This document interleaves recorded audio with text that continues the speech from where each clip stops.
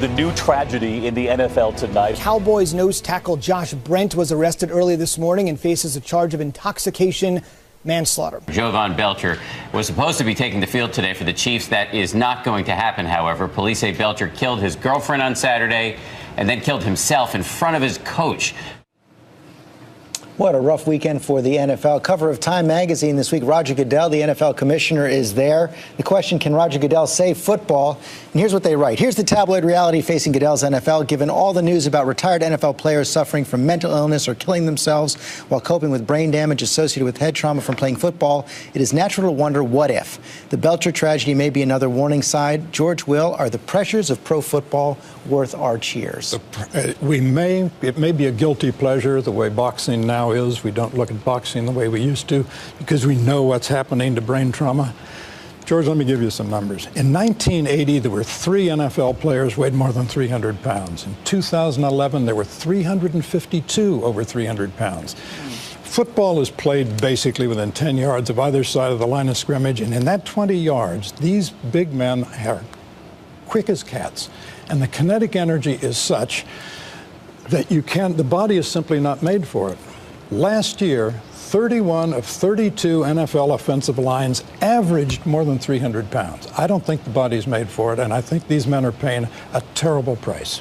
Well, they start marrying out a co-chairman of the Super Bowl in 2013 in New Orleans. And it's to demonstrate the fact that I'm never going to run for public office in Louisiana. The commissioner's a friend of mine, and I like the commissioner. Okay, so that's the elimination. Get that on the table. Okay. Having said that, I think he knows that he's dealing with a major problem. He's very upfront about it. They're now talking about eliminating kickoffs. I wouldn't be surprised. You think that's going to happen? Well, they think. Some people say the three-point stance could be go. That lineman, that people may just start from a stand. I don't know if that's going to happen. But you know what he's not doing, and I give him a lot of credit for this. He's not denying it. He's up front. It's a huge game. It's a wonderful game. But this is a real problem. This head trauma is a real problem, and he's not denying it. And I don't think any other person would deny that. This is a huge problem, and I'm going to be up front. I'm a long-time suffering Detroit Lion fan, so like eliminating football in some ways is not going to affect our city all that much since we've never won. I have 3 boys.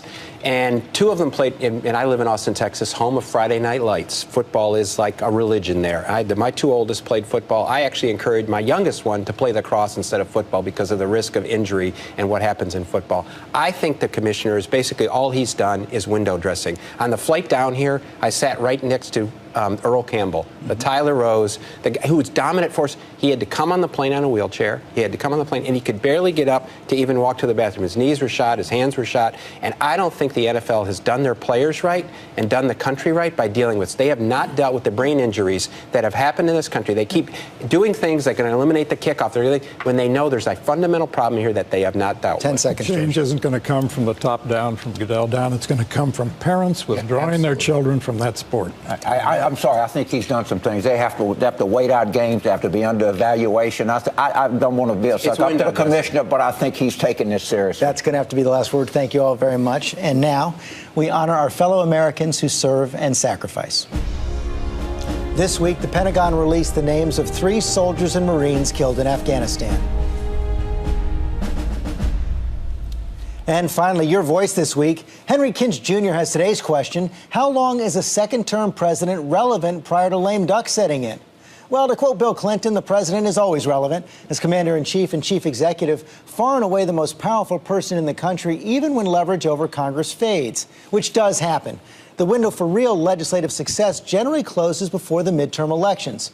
But presidents have achieved a lot during years 5 and 6. That's when Dwight Eisenhower signed the Civil Rights Act of 1957. Ronald Reagan forged a bipartisan compromise on tax reform in his 6th year. And Bill Clinton did the same with a Balanced Budget Act that put the U.S. on the road to surplus in 1997. All models for President Obama as he begins year 5. Send in your questions on Twitter at @GStephanopoulos. And James and Mary are going to stick around and answer your tweets for this week's Web Extra. That is all for us today. Thanks for sharing part of your Sunday with us. Check out World News with David Muir tonight, and I'll see you tomorrow on GMA.